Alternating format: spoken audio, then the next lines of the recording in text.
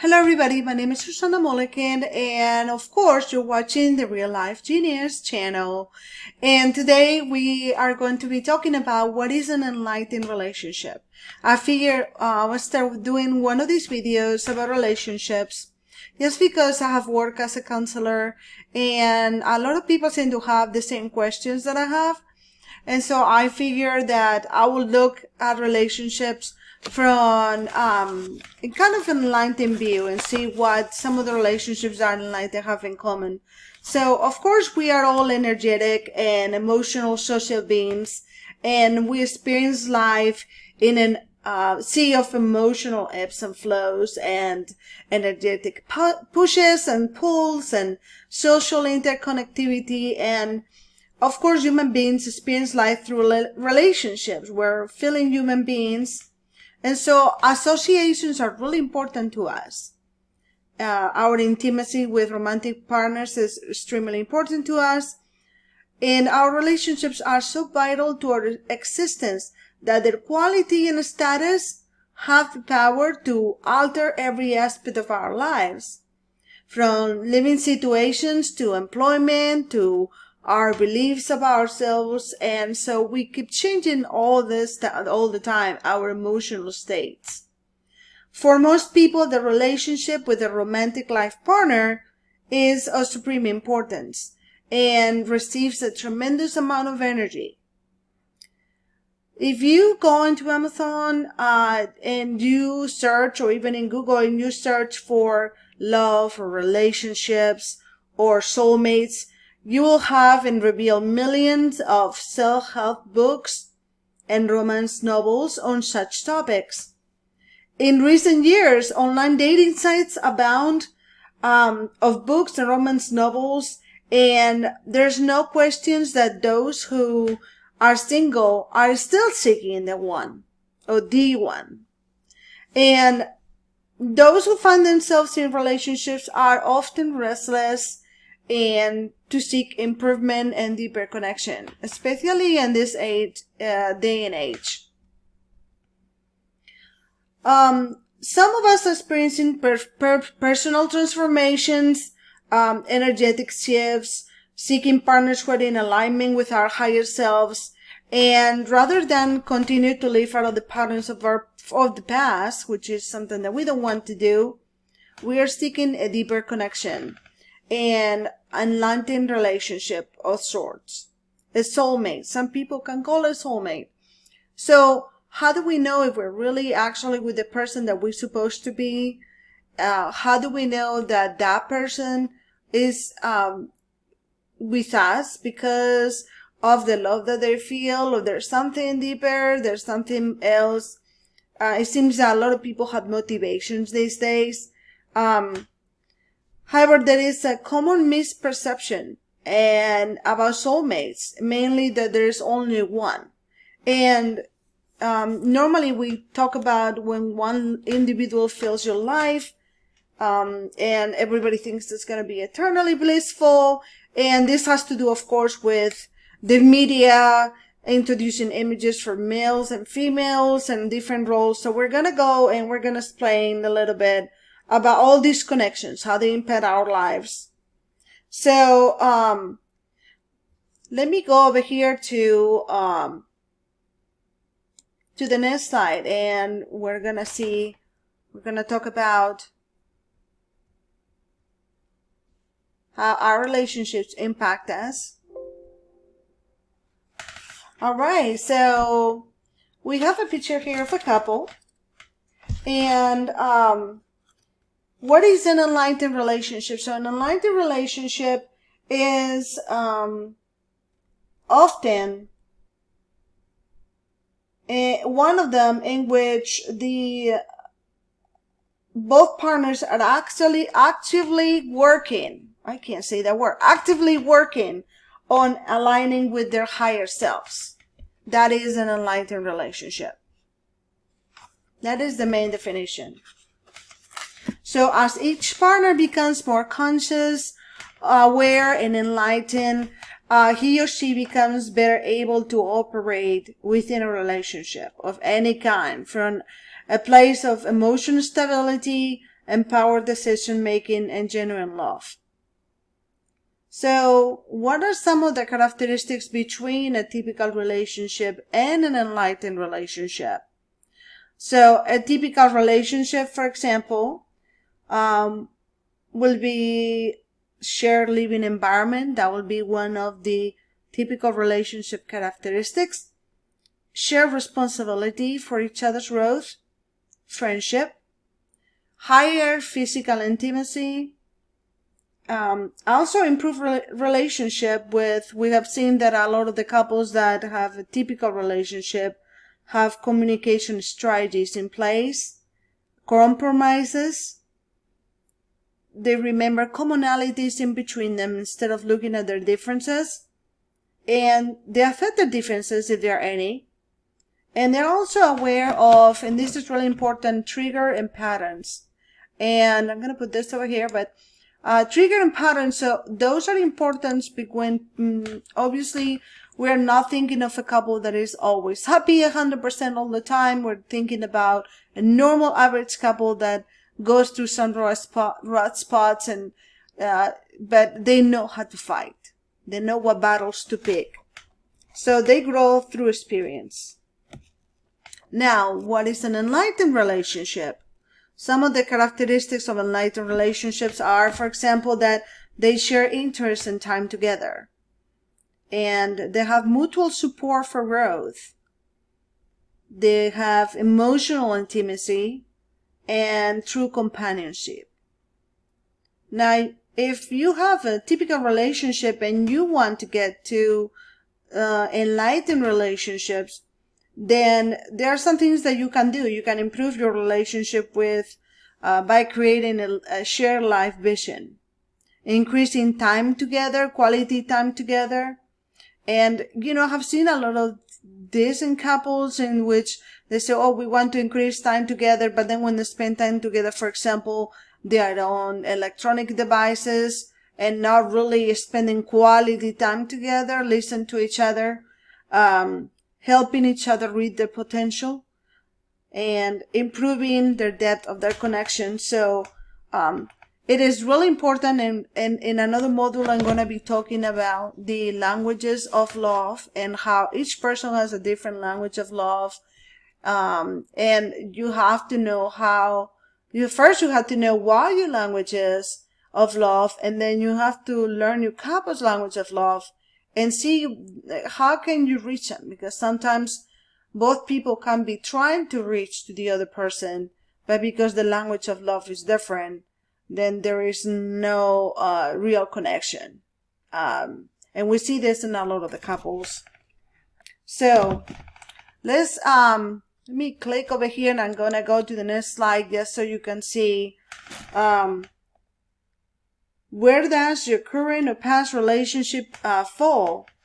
So like we see there are some characteristics, like we say, like typical relationship. We call it typical relationship. We can call it TR for short. An enlightened relationship, we can call it ER for short.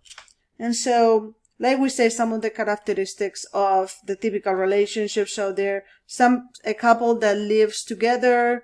They share responsibility for things. There's friendship. There's physical intimacy.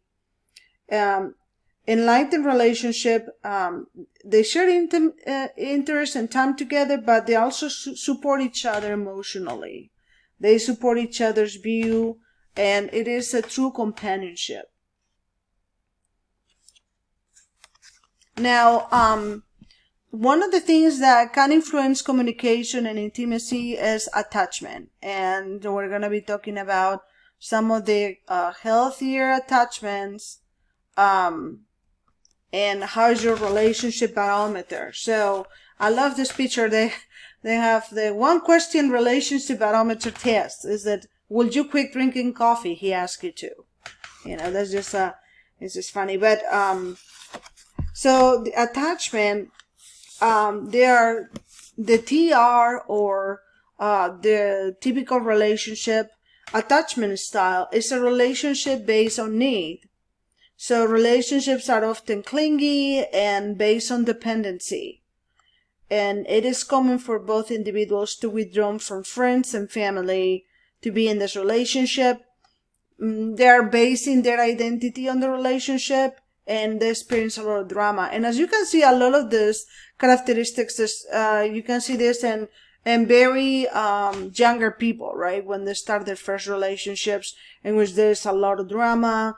They meet somebody and they want to be with that person only. They kind of abandon their friends. This is kind of typical of younger people, but we're actually seeing this more and more also in older, mature individuals, the 40 and up. And then what is for attachment style? What is for an ER or an enlightened relationship? How it should be. So the relationship for an ER is based on want. So it's an experience of true union in which the partners want to spend time together generally as two separate people sharing one path. So each one of them has their own likes, their own dislikes, their own friends, but they also know how to spend time together. This only works, however, when neither person makes the proximity unbearable. So there had to be no clinginess, no nastiness, no controlling, no drama. And a lot of this drama comes, and this is where the relationship barometer comes through when we're talking about roles and identities. So, some of the roles and identities we'll see comes from attachment, from past relationships. And so there has to be some growth in which both individuals either learn, practice, and improve. So, in a typical relationship, partners are living out roles and patterns that they're playing roles that they learn from childhood and society. And I would say the majority of couples go through this. Some of the couples endure this, or they live with this for their whole lives, in which they have so much attachment and so much past history, that they often keep playing the roles of things that we learned from childhood or from society. We have a lot of the pop culture influencing, how men and women relate to each other. These are often unbalanced. There's a lot of competition between the partners, drama and control, either from one party or both. And some individuals in the relationships, and we see there's a lot of females that do that, they tend to be codependent, are not truly their own self. They can be, and they can show their own selves. They hold themselves back. Now, how an enlightened relationship is different is, partners are living individual wholeness. That means that both people must work on themselves to be whole individuals. And it is not the relationship that's enlightened, but it is each one of the partners that is enlightened. And if you're in one of these relationships, you know that you cannot be playing a role of doing what others think you should do. So each one of the partners knows the reactions, desires, and fears. And from this place, you can work in cooperation and minimize conflict. So this is a more healthy relationship. And see, I like that, the attachment. Oh no, I forgot the attachment, But, in real relationships, and this kind of reminds me of Buddha, if you're a Buddhist, about attachment. And when attachment comes expectations, with expectations normally comes disappointment. So we're going to talk about roles and identities, and you can see here that, sometimes culture attributes the roles and identities to partners, and then these roles keep getting perpetuated by society and by the partners because they're trying to fulfill a pop cultural role, when in reality that's not their true selves. That's not the true self. So in order for this to change, they need to, both of them, experience growth. And so for growth, there's growth ahead. Some growth occurs through experience. So we know this as far as the lessons within those relationships help you grow and learn.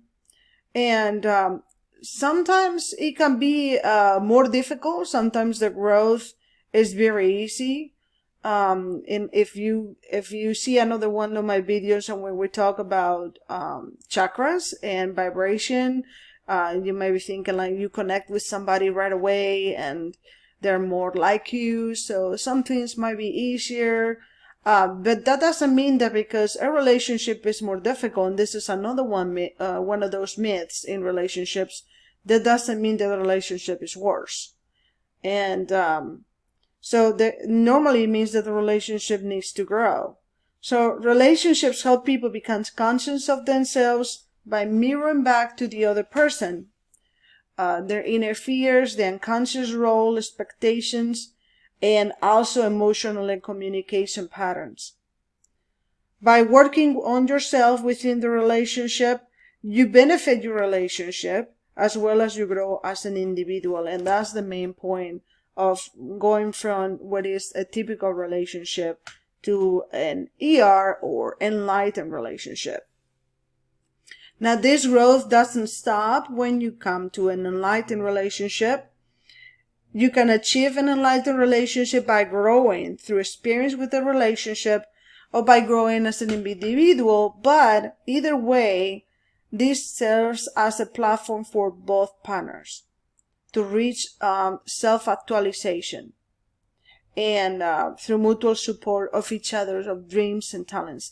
And this is, I think, is very difficult. Personally, I have struggled with this for quite a while, in which I feel sometimes because of intellect or being a woman, sometimes it is more difficult to get that point across, in which there's a competition there between the female and the male, and sometimes it is society created.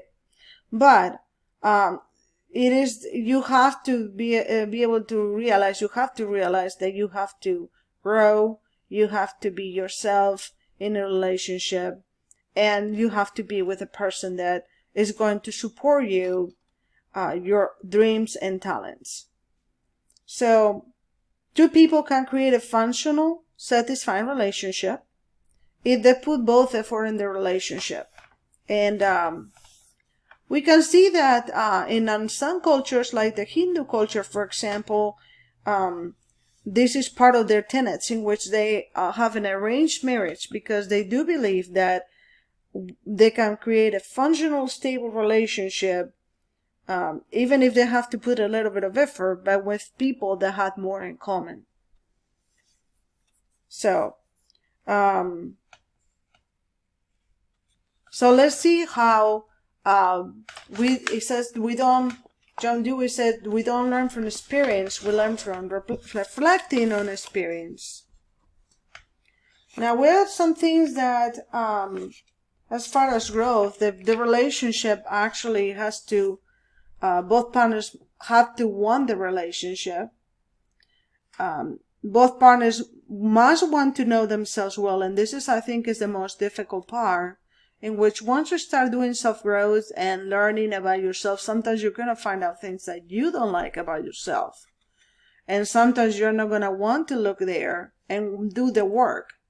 But you have to work through these patterns and triggers in order to be able to be, like the Army said, all you can be. So both partners also, and this is extremely important, must have compatible life and relationship visions.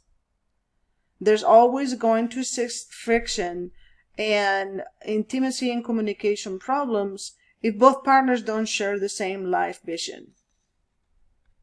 The wonderful thing about relationships is that you can always learn and grow and improve from where you are to where you want to be. And whether you're currently in a relationship right now, or you can learn from your past challenges. So we all carry baggage in our relationships. We all have been hurt and had wounds to heal, and we all have patterns that we learn, and habits that are not so good most of the time, and that we would like to break.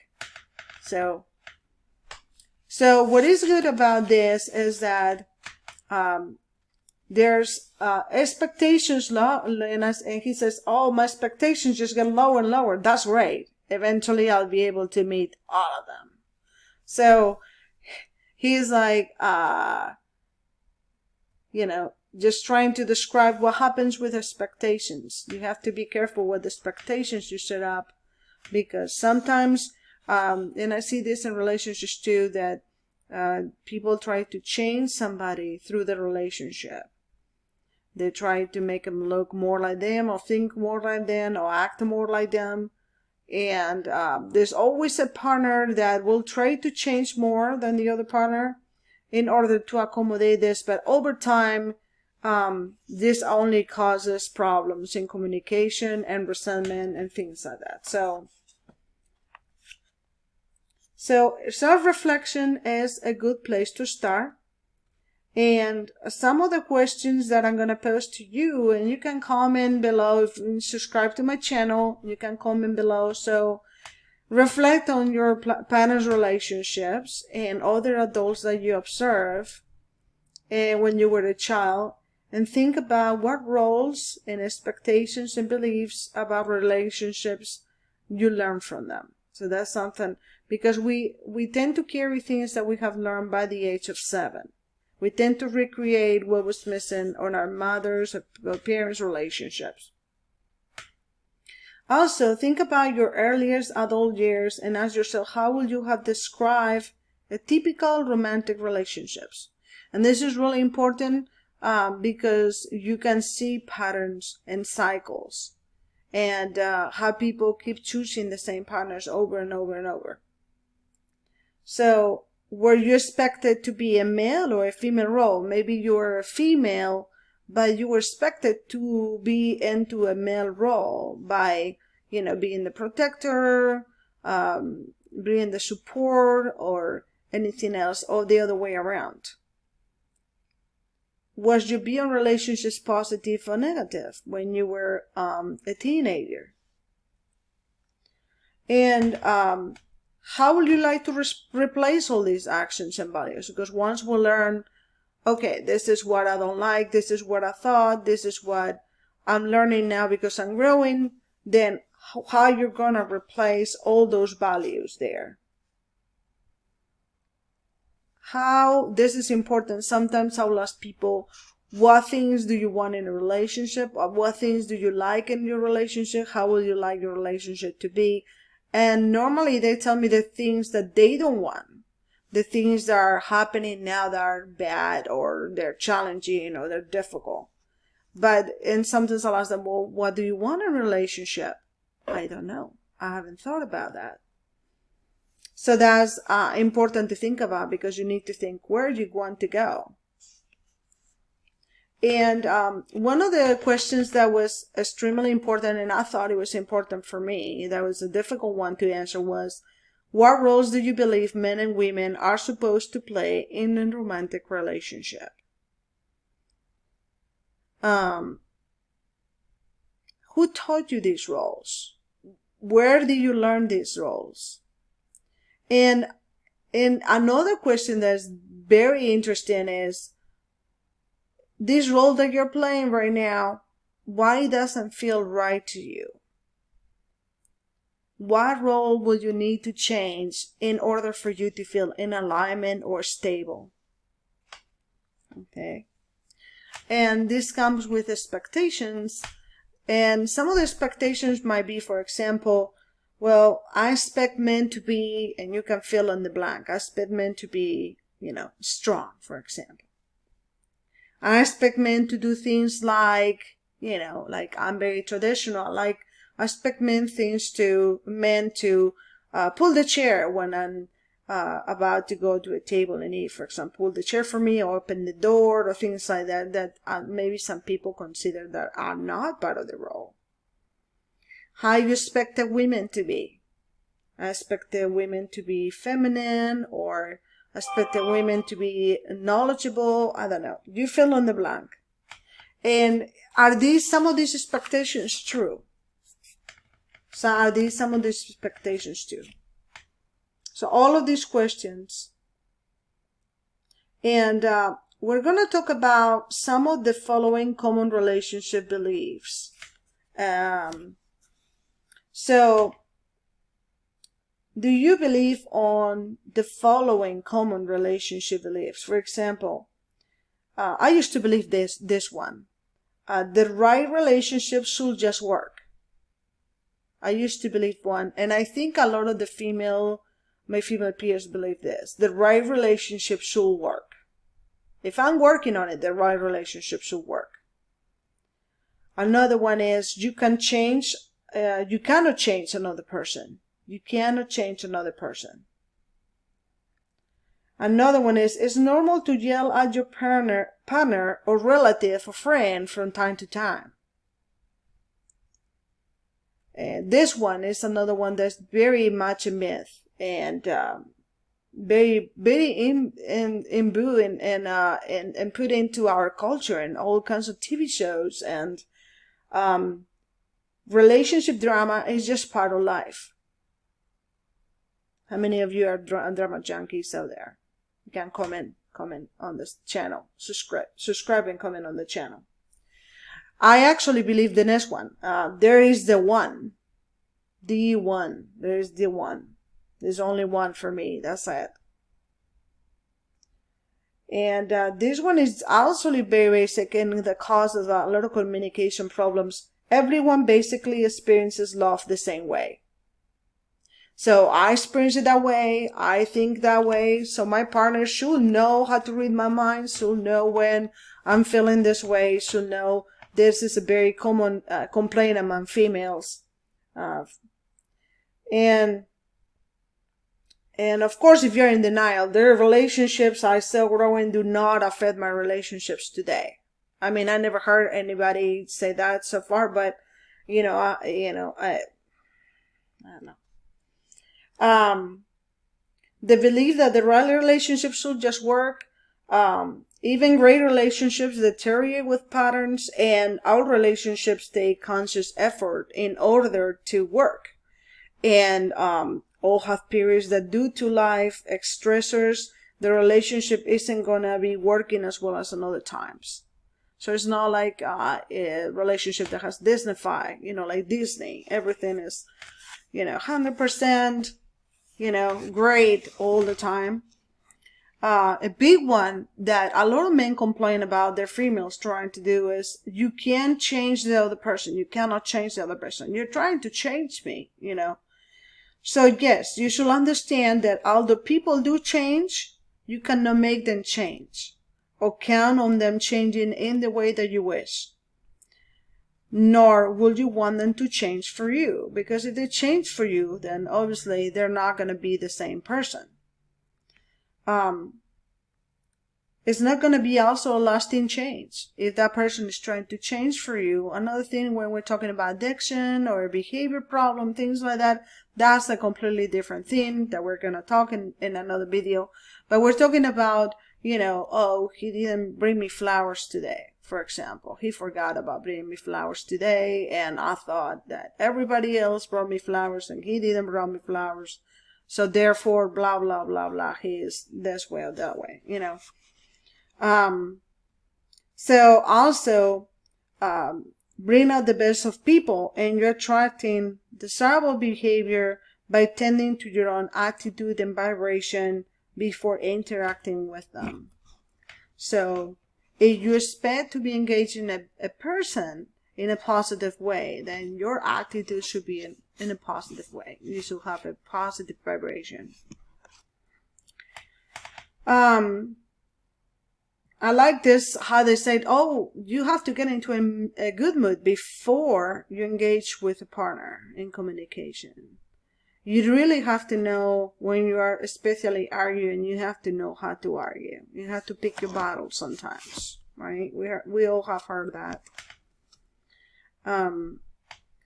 One of the things that you can tell that you are in a toxic relationship is when you're yelling at your partner. Not only you're It can be disrespect when you're rolling your eyes or you're yelling at your partner. So if you yell at your partner, you'll be surprised how many people do not yell at their partner when they're in a relationship. And there are many relationships in which people never raise their voice to their partner or at each other. If yelling sounds normal to do, and I'm not talking about yelling with a J, okay, yelling with a Y, it isn't seems normal to do is because you are in an environment with it, and you might have gotten just used to. Maybe you got this from a pattern of behavior that you have seen in your family. You're carrying baggage from another relationship, or it might just be that the relationship has been going toxic for quite a while and you just overwhelmed with it, and so your anger is just one of those stages. But it can be changed, so just remember that there are some behaviors that can be changed.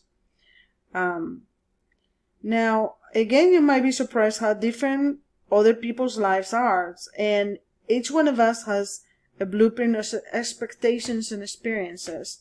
So drama is not a given, it's a choice. And so drama is not a normal thing. If it's only normal for those who are accustomed to it. You don't know how to put up with it if you are in a dramatic relationship. You should know that you have the choice to choose another pattern for you and your partner, or for yourself if your partner doesn't want to change. How about that one that, oh, there's only one. There's only one.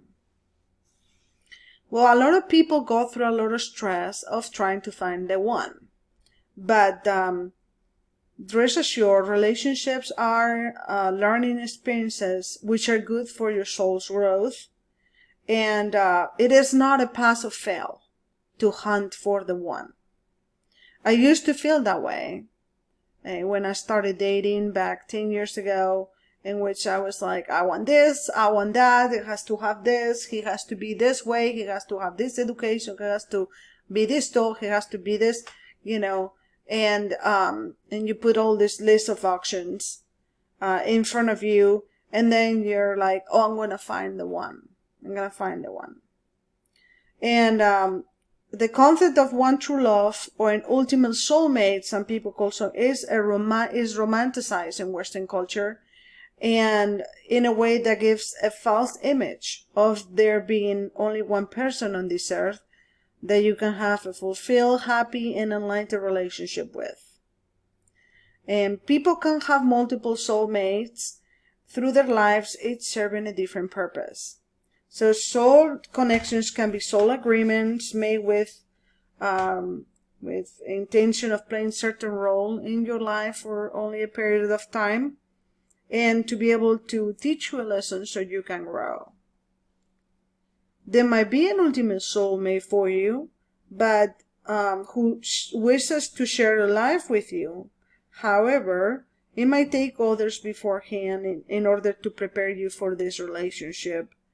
And even if you do find a soulmate, remember that being unconscious about your relationship, beliefs, and patterns will lead the relationship in the same pattern than before, especially if you're in a cycle. Tony Robbins calls this cycle the crazy eight, in which a relationship goes up and down from drama to, being a rescuer, and then drama, and then coming back again, trying to gain control of the relationship. And there's always, two people, each one of them obviously plays a role in it. And so the relationship of your dreams will show up when you're ready, and meaning if you're truly matched for what you want. So that's another thing too, that I do believe personally that if you're emitting a certain kind of energy, then the opposite of that energy tends to, you tend to call the opposite. You actually tend to call what you don't want most of the times. And I have seen a lot of people that are very caring, very giving, and they get these people that are extremely controlling, and so it's like a codependent cycle, and we'll talk about that on another video. But Now, how about the one that we're talking about? Is everyone basically experiences love in the same way. I also believe that when I was younger. Depending on the type of person you are, you know, I'm a very visual, but I'm also auditory kind of type of person, but I'm very caring. So it depends on your love language. So everything defines and experiences love in a different way. If you are trying to reach to your partner and you are the person that you're what we call a physical person, in which you like to touch, you like to say words, you like to you know, receive gifts, things like that, but the other person is a person that does words, acts of service, and likes to say things, for example, but it's mostly acts of service, then you both are communicating love, but in a different way. And so it tends to be that normally what is called a physical sexual person will tend to get together with an emotional sexual. And when I'm talking about sexual, has nothing to do with sex. It's just a name that you know, that's given to that personality type.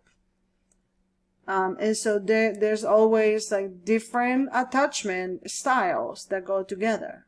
We'll talk another day about attachment styles because we don't have a lot of time today left over. But I wanted to tell you that some people create romantic relationships. They're addicted to love. We tend to see this in a lot of early relationships, or people that haven't had a lot of experience dating. And so somebody asked me in one of the sessions, how can I love her one minute and hate her so much the next? And somebody else, I feel like he's my soulmate, so why do we fight constantly?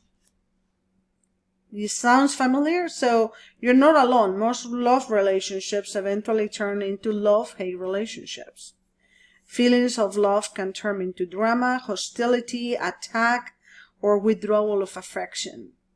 And a lot of the physical men do a lot of the withdrawal of attention. You know, the duality of pleasure and pain is considered normal for these relationships.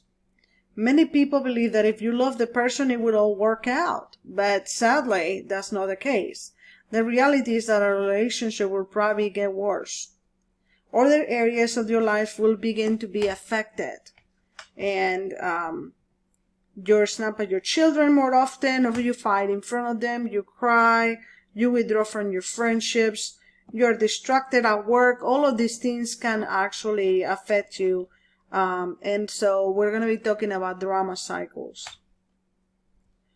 So normally these two people will keep on a cycle going for a while until it's so destructive that the relationship finally collapses, leaving both partners, you know, not in a really good state of mind.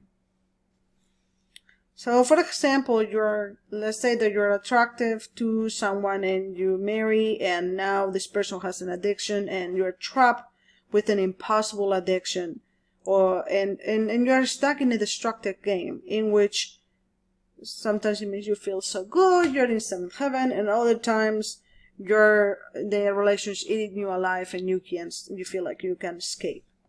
What happens is over time this relationship might seem as normal.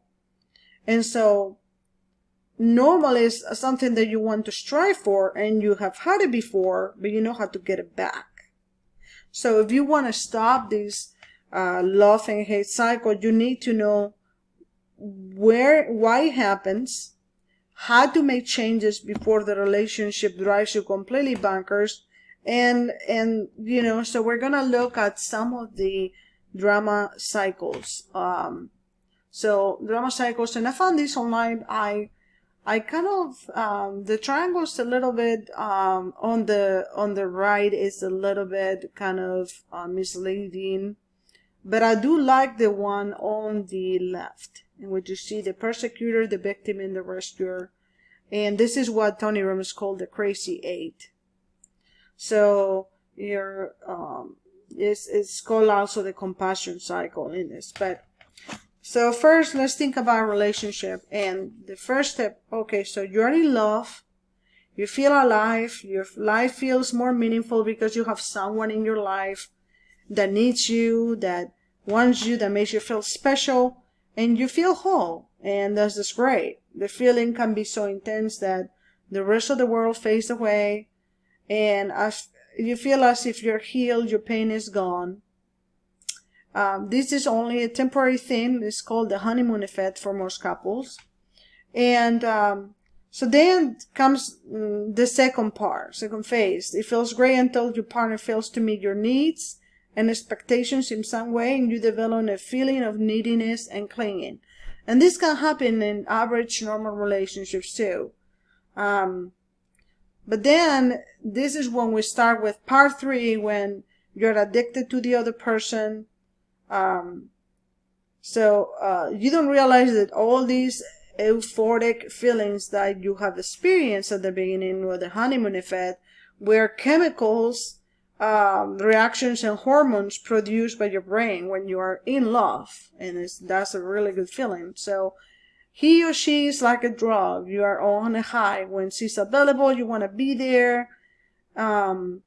Even the possibility that they might not be there can lead you to feelings of fear, abandonment, and rejection. But again, the numbing quality of the drug wears off, and you again feel the pain you had before the relationship. And this time, however, you believe your partner is the cause. So now you start blaming your partner. And this is when the drama begins. The drama cycle begins here. You both may begin to feel jealousy or resentment, or take offense to practically everything your partner does and says. Sometimes you become possessive and controlling. Then he withdraws, or you withdraw. You demand and criticize and judge and blame and attack. And you're trying to coerce your partner to go your way and back in meeting your needs. So sounds familiar? So you begin the love-hate cycle. And but now you're not just addicted to love, you're addicted to the drama cycle too. And that makes you feel alive, because this is producing certain chemicals that keep you hooked on that cycle. It says that research shows that relationships that are full of drama can be more addicting than most drugs. So how can this be true? What can we do? What can we do to the simple answer is that when you fight, your body has an adrenaline rush, and the adrenaline crashes and comes down. And some people say, oh, there's nothing like making up after a fight. The reason that the makeup period is great is because you come down from this high. You're usually apologetic and loving, and then you both swim back to the same thing, to this positive feeling of addiction, in which mostly of the chemicals are dopamine and serotonin, and they make you feel happy and euphoric again. So this is obviously a short and lived thing, and you find that you find more often. Maybe the makeup period continues, you feel good, and this is sort of like a roller coaster of a relationship. So today we're gonna be finishing with the drama cycles. If you have ever been in a relationship, or you're in a relationship where you have a drama cycle, I'm gonna ask you to think about it. How your relationship goes, with up and downs, or are you in a enlightened relationship? You can maybe give us some hints. Feel free to subscribe to my channel. And today we're going to finish talking about the drama cycles.